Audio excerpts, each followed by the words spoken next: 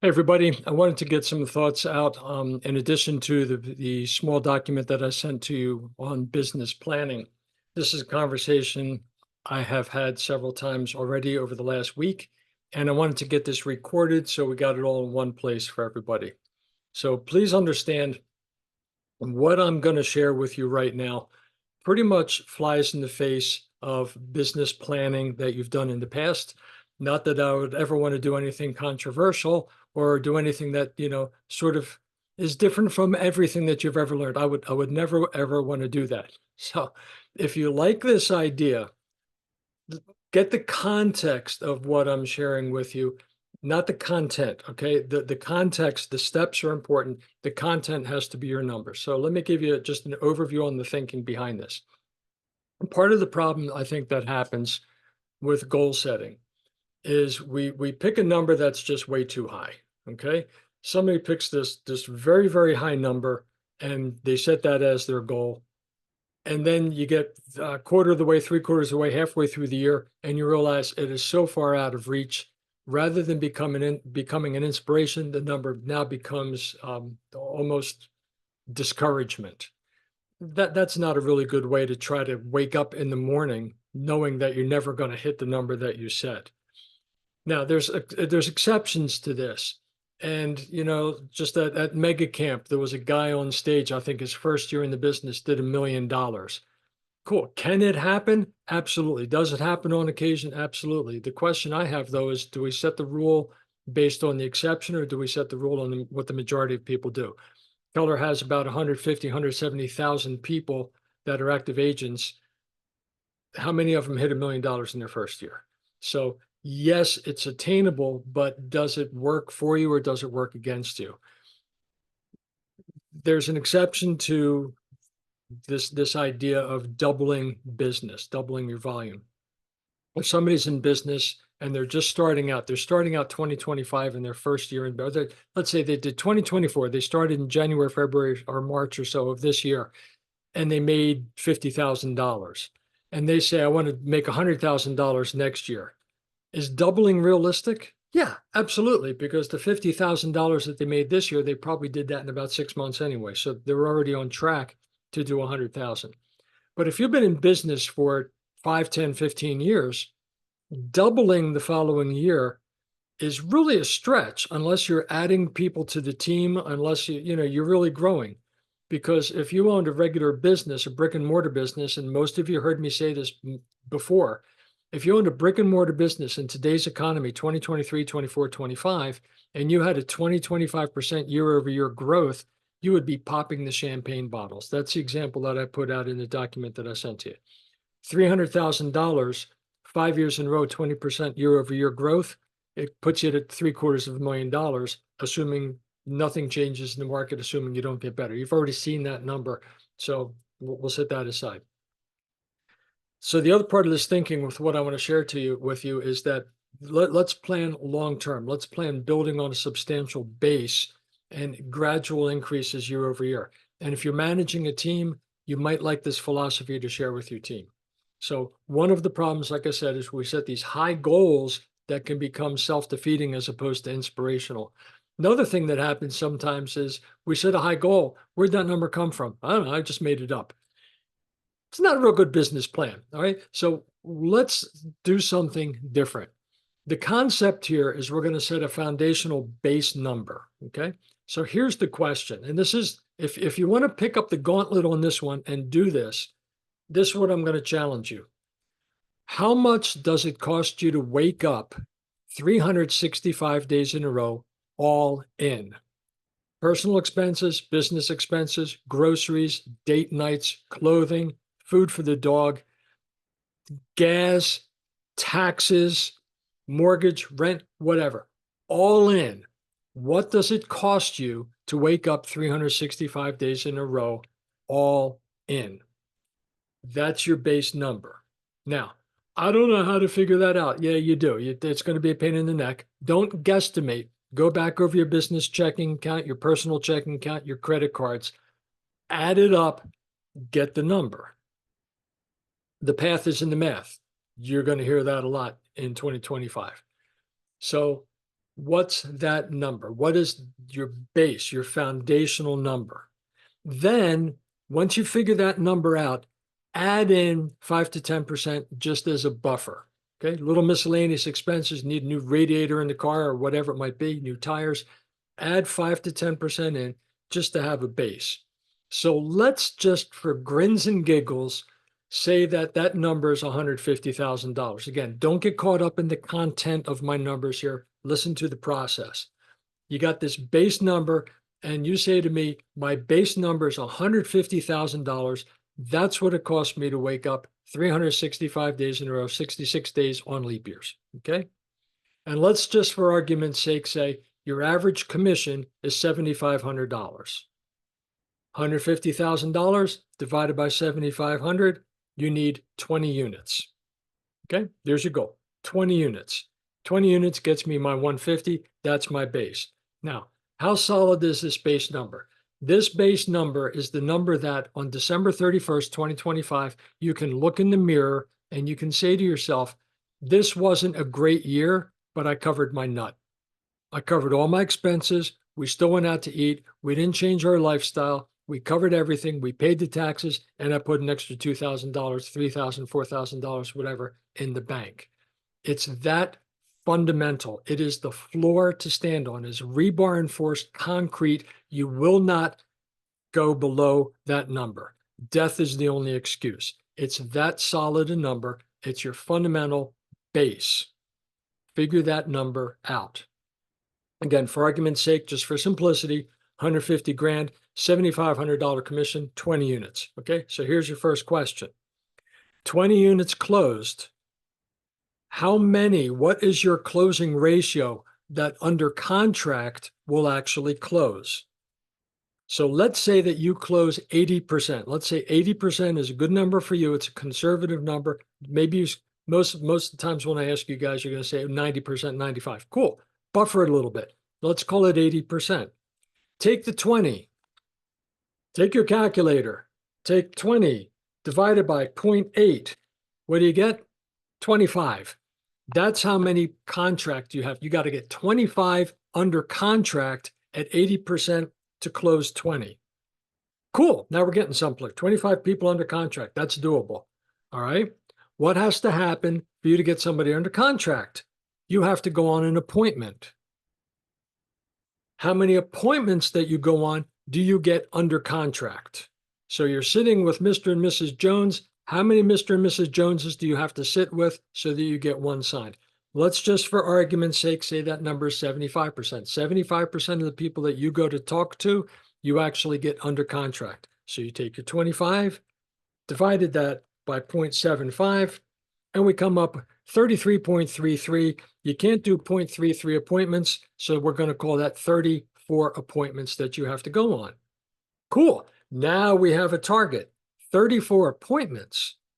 Excellent. That's manageable. That's doable. The path is in the math. If you go on 34 appointments, you're going to get 25 under contract, 20 will close, $7,500 per, $150,000 GCI. Here's the other number that's important.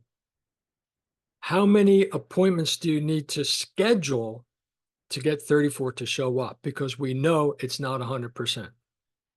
How many do I have to schedule to get 34 people to be there? Let's just say that you're pretty good at this and you're 75%, well, that's like 75% success on scheduled. So what do we have? We got 34, divide that by 0.75. That means you got to go on 45.33 appointments scheduled. You need 45 appointments, 46 appointments scheduled to get your 34 appointments, to get your 25 under contract, to get your 20 closed at $7,500 per to make $150,000. The path is in the math. You can only control the front end. So if that number of 46 appointments is the magic number for you, or appointments scheduled is the magic number, here's the next question. In the next 12 months, how many weeks do you plan to work? Now, if that number happens to be 46, that means you need to schedule one appointment per week to get 46 scheduled, to get 34 to show, to get 25 under contract, to get 20 to close at $7,500 per to make $150,000. One appointment scheduled per week. This is your base. This is the foundation. The only excuse for this is death. And if you're still warm, you better get another appointment scheduled. It's that solid a number. Okay. Now, you look at this and you go, well, that's kind of silly. One appointment scheduled per week. I can do that. That's not real exciting. That's kind of boring. This is just the floor. Here's the next question. Now that we have that established and you're absolutely positively committed that these numbers are accurate and they're yours and this is your foundation, here's the next question. This is the way I like to phrase it. If the gods of real estate are smiling upon you and everything goes right, and you are just cranking it out, what's the number that is a stretch, that is exciting? What's the number that'll wake you up in the middle of the night? What's the number that'll keep you up at night that you can get excited about and you can actually imagine yourself doing? Don't tell me $600,000 when the base is 150. Now, if 600,000 gets you really, really excited, my first question is, are you going to work 4 times harder now? Okay, so let's keep it real. It's going to be a multiple of what this first number is. But if we know that 46 appointments gets you 150, and let's say your number is, oh, I don't know, let's see, 150 times, let's just do 2.5 times that. Let's say your top number is 375. Okay, I'm doing this on the fly as we go. Let's say 365 is the top number. And you say, man, if I did $375,000, I would be pumped up. That would be an exciting number. Well, if 46 gets you to 150, and we take 46 times 2.5, now we have 115 scheduled appointments. And if you already decide you're going to work 46 weeks out of the year, that means you have to schedule 2.5 appointments per week. Can't do a half an appointment, so round it up. Or you could look at it as 10 per month, however you want to do it. I like to round it up and call 3 scheduled per week. So if you're scheduling 3 appointments per week, that'll get you into that 150. I mean, that what do we say? The $375,000 zone. Now, here's what happens. So we go from 1 scheduled a week to 3 scheduled a week. Okay, 4 months to 12 a month. Appointments scheduled. Chances are you're not going to be satisfied with scheduling 1 appointment a week, because it's just, I mean, that's the baseline. That's the bare ass minimum that you're going to do. But 3 is the stretch. So you start out at 2 a week. 1 week is 1, 1 week is 3. You look at the end of the month and you say, oh, I did 8. And the following month you do 9. The stretch goal is 12 a month. You're at 9. Stretch goal is 12. The gap between your actual performance and what the big goal is now minimized. It's smaller. It's shorter. So psychologically, you're moving much closer to the ultimate goal, the big goal. And the 150 a year should be a slam dunk, because your natural performance is going to have you working at a pace higher than that. Here's the beautiful thing behind this. If you set an original goal of 375 and you come in at 200, you're going to be disappointed.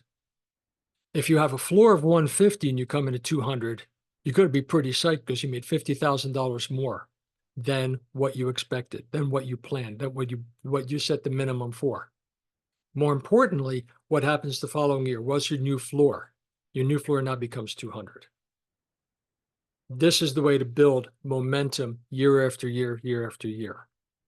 So get the floor number, work all the data back, work all the metrics backwards, figure out what your activity has to be to meet that floor. Your goal number, if the gods are smiling upon you number, will typically be a multiple of what that first number is. Just multiply the activity by that same ratio, 2.5, 3 times, whatever it might be. And as long as your activity is somewhere in that range, within that normal limits, just like a blood test, so long as your activity is somewhere in there, you're going to be fine. But this takes the pressure off of having to always go after this big goal, which may be too big. Maybe it doesn't work for you. This is the caveat to this whole deal. Some people get very, very excited and motivated by setting that real high goal, and that works for them. My experience of being in a sales management position for as long as I have, that's not the majority. The majority of people, if they set the big, fat, hairy, audacious goal, if it doesn't scare you, it's not big enough. If they don't set that goal, if they set that goal and they come up short, they wind up discouraged. And it makes it so much harder to pick up the phone and go on the next appointment when you're halfway through the year. So why not have a floor to stand on and then the big number up here? And your natural performance will raise you up past the minimum, closer to the top goal. If you like this idea, let's talk about it more, okay? I wanted to get this in video because I wanted to sort of explain it, and I think it's too much to put in writing. I wanted to explain how the whole thing goes and how the whole thing works so that we can talk about it on our next call or on the updated calls as we go along. All right. So if you like the idea, have at it. If you have a team and you're working to get them to set goals, remember, sales management is the achievement of predetermined goals with and through the voluntary cooperation of others. It's got to be their number that matters, not the number that you want them to do. It's their number. Getting them to buy into this thinking. What does it cost you to wake up 365 days in a row? Let's figure out that base, that floor to stand on, and work it up from there. Now you're going to have total buy-in because it's their numbers. They worked out the math and they can see how simple that is. Then we get the goal and they're going to operate somewhere in between. All right. So there you have it. Just some more additional thoughts for goal setting. And let's see where this takes us. I'll talk to you all soon.